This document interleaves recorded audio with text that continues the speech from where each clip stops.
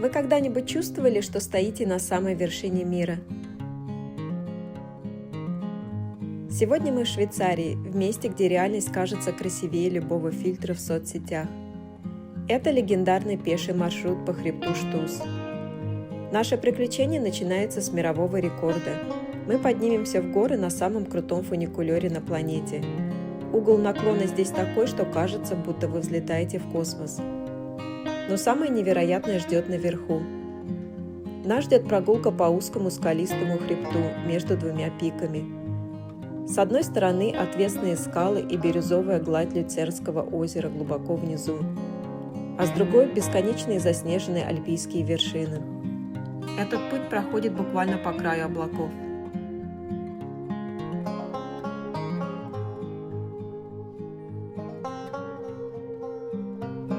Пристегнитесь, от этих видов у вас точно закружится голова. Наш путь из Люцерна в кантон Швиц занял около часа. Сначала 40 минут на поезде, затем короткая пересадка на автобус, и мы у подножья горы. Здесь нас ждет подъем на знаменитом фуникулере с бочкообразными кабинами. Он доставит нас в горную деревню Штус, где нет автомобилей, только тишина и горы.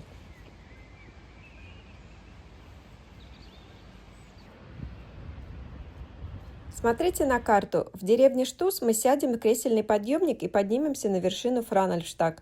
Оттуда мы отправимся пешком по самому гребню до пика Клинденштаг. Весь маршрут как на ладони.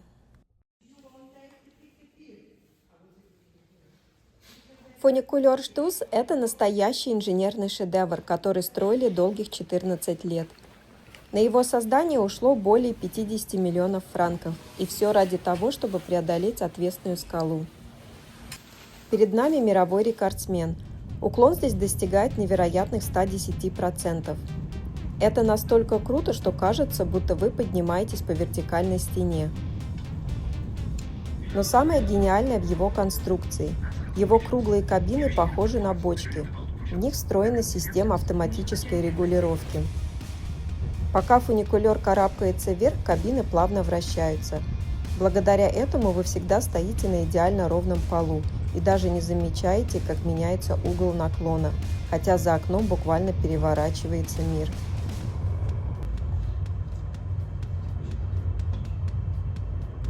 Весь путь длиной почти 2 километра занимает всего 4 минуты. За это время мы пролетаем сквозь 3 тоннеля со скоростью 10 метров в секунду. Новый рекордсмен заменил своего предшественника из далекого 1933 года. Старый подъемник уже не справлялся с наплывом гостей и жесткими требованиями безопасности, поэтому на его месте построили этот футуристичный комплекс.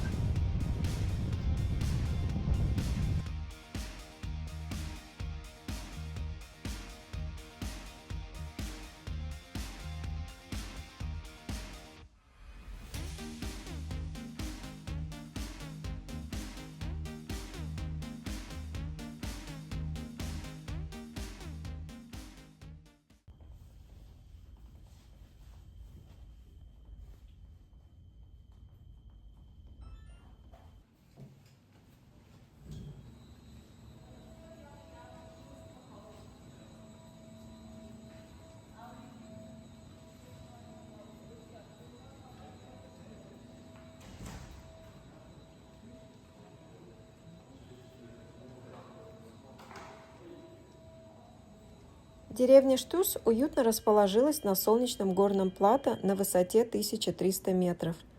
Здесь вы не услышите шума моторов и не увидите пробок, потому что Штус – это зона полностью свободная от автомобилей. Единственный способ попасть сюда – это фуникулер или канатная дорога. Здесь постоянно живут всего около 150 человек. Но при этом в деревне могут одновременно разместиться более 2000 гостей.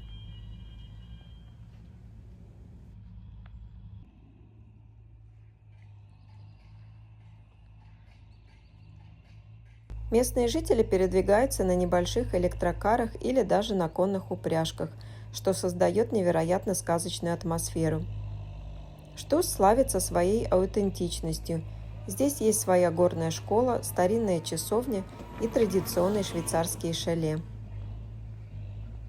Вместо обычных дорог деревню прорезают пешеходные тропы, которые летом утопают в альпийских цветах, а зимой ведут прямо к горнолыжным трассам. Это идеальное место, чтобы выдохнуть после городской суеты и настроиться на предстоящий хайк.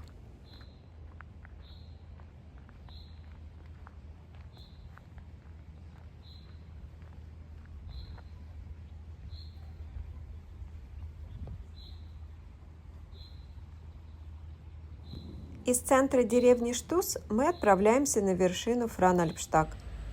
Подъем проходит в 2 этапа на кресельной канатной дороге с обязательной пересадкой на промежуточной станции Метельштаг.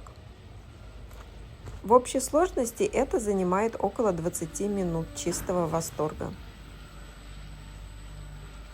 Пока вы плавно набираете высоту в открытом кресле, под ногами проплывают альпийские луга, а из-за холмов вырастают острые пики Гросс и Кляйн-Миттен.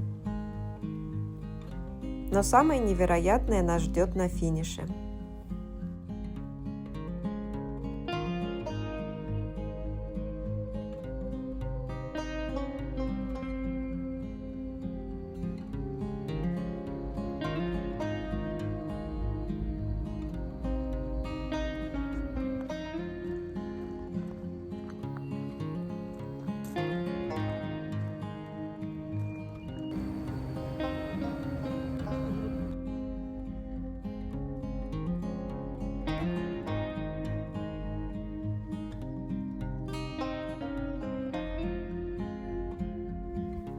Друзья, наконец мы поднялись на Фран-Альпштаг.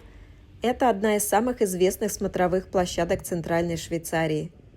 Высота здесь почти 1922 метра, и именно отсюда начинается тот самый знаменитый панорамный маршрут, ради которого сюда приезжают туристы со всего мира. Сам Фран-Альпштаг – это не просто вершина, а полноценная туристическая зона.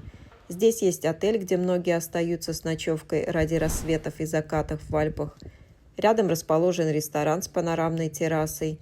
Можно сидеть буквально над облаками и смотреть на озера и горные пики.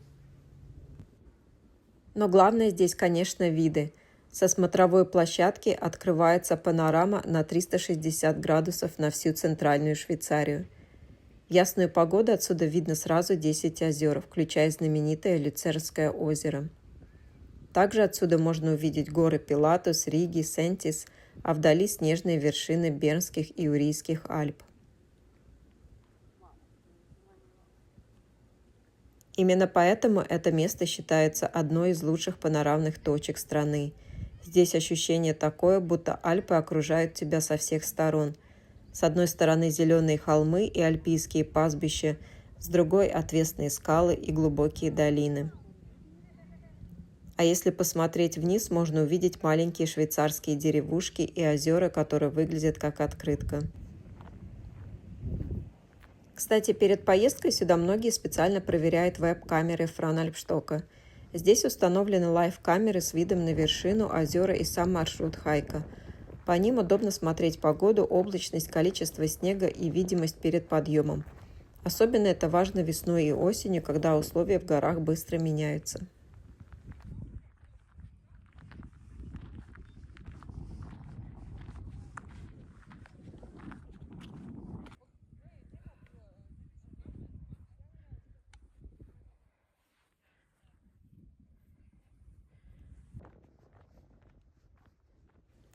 Сам хайк начинается не прямо возле смотровой площадки.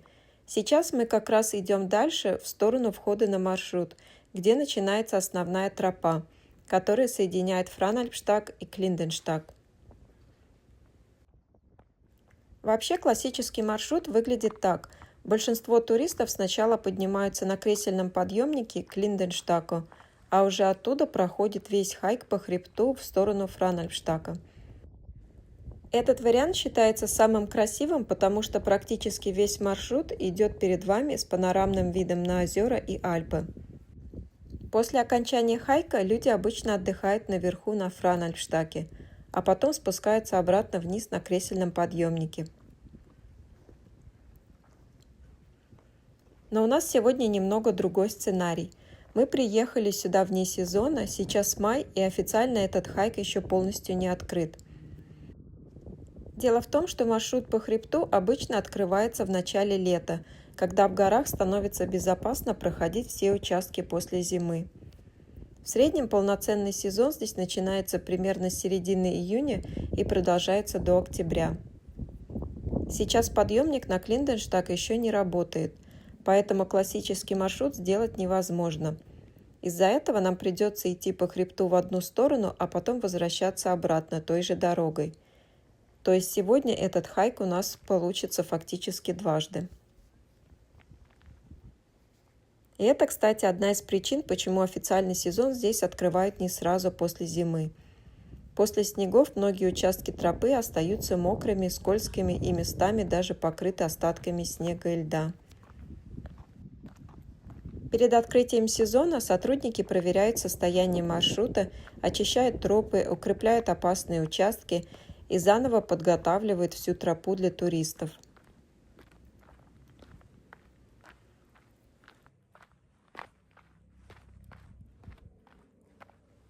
На некоторых частях маршрута здесь есть довольно узкие открытые участки вдоль хребта, поэтому перед сезоном устанавливают специальные металлические поручни, цепи и защитные элементы, которые помогают безопасно проходить тропу. Сейчас часть таких участков еще может быть официально не подготовлена, поэтому вне сезона сюда стоит идти только при хорошей погоде и с пониманием, что условия могут быстро меняться. Именно поэтому перед хайком здесь почти все проверяют веб-камеры и состояние маршрута на официальном сайте Stush. В горах погода меняется буквально за час. Утром может быть солнце, а через какое-то время все затянет облаками или туманом. Поэтому вне сезона особенно важно смотреть актуальные условия перед выходом на тропу.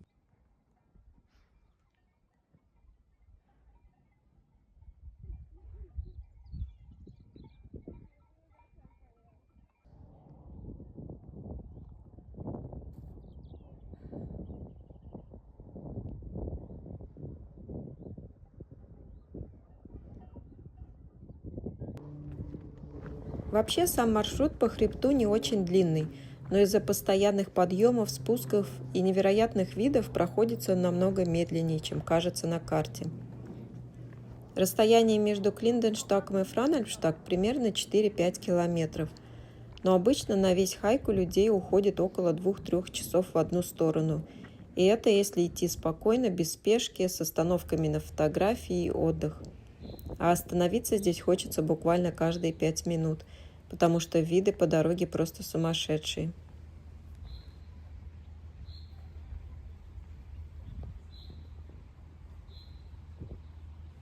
По пути здесь есть несколько мест со столиками и небольшими зонами для отдыха. И честно, это одно из лучших мест для пикника в Швейцарии.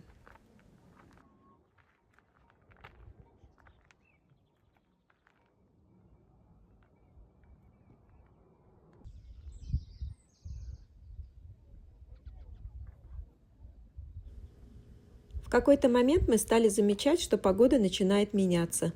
Туман становился все плотнее, ветер усиливался, и было ощущение, что дождь может начаться в любую минуту. А на таком открытом хребте совсем не хочется оказаться посреди плохой погоды, потому что это уже реально может быть опасно.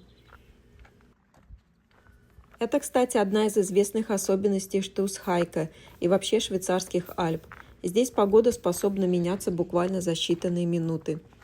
Местные даже часто говорят, что в Альпах можно увидеть все 4 сезона за один год. И когда оказываешься здесь сам, начинаешь понимать, что это совсем не преувеличение. Утром все может выглядеть абсолютно идеально. Яркое солнце, голубое небо, полная видимость на десятки километров вокруг. Но из-за того, что горы сильно влияют на движение воздуха и облаков, ситуация меняется очень быстро. Теплый воздух поднимается вверх по склонам, сталкивается с холодными потоками, и буквально за короткое время вершины начинают затягиваться облаками и туманом. Особенно это заметно именно на хребтах вроде как Штус, потому что вы идете практически по самой верхушке горы без какой-либо защиты. Здесь нет леса, нет укрытий, нет мест, где можно быстро спрятаться от дождя или ветра. И когда облака начинают накрывать хребет, видимость может упасть почти мгновенно. Иногда туман становится настолько плотным, что перестаешь видеть продолжение тропы буквально через несколько метров. А поскольку маршрут проходит по узким участкам хребта с камнями и резкими спусками, это делает хайк намного сложнее и опаснее. Особенно если начинается дождь, камни и земля становятся очень скользкими.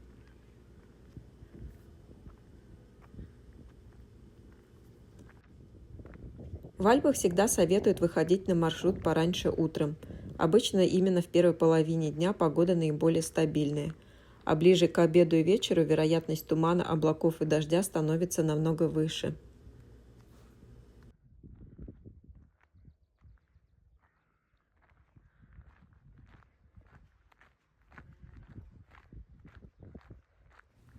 Забегая вперед, скажу, что на обратном пути к Франельбштоку нас все-таки накрыл и дождь, и очень плотный туман. И эта тропа уже совсем не ощущалась так легко и приятно, как в начале маршрута. Идти стало заметно сложнее, тропа стала скользкой, видимость сильно упала, и местами буквально приходилось идти вслепую. Про съемку в этот момент уже речи не шло, все внимание было только на то, чтобы спокойно и безопасно вернуться обратно. Так что даже самый живописный маршрут может в один момент превратиться в настоящее испытание.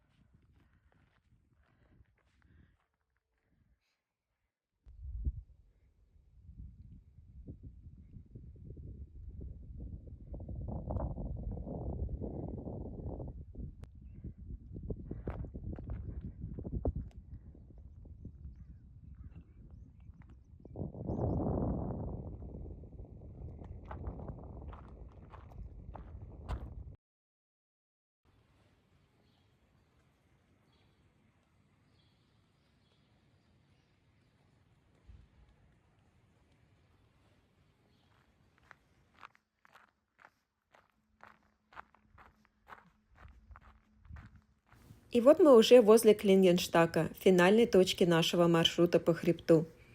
Обычно отсюда открывается один из самых впечатляющих видов. С одной стороны видно Франельбштаг, с другой уходящую линию хребта и бесконечные Альпы, которые буквально растворяются в горизонте. Но мы здесь задерживаться не будем. Как я уже говорила, погода начинает быстро ухудшаться, и нам нужно возвращаться обратно. Если вам было интересно пройти этот хайк вместе со мной, пожалуйста, поддержите канал подпиской, поставьте лайк этому видео и напишите комментарий. Это очень помогает и мотивирует снимать дальше такие путешествия. А на этом все. Увидимся в следующем видео. До встречи!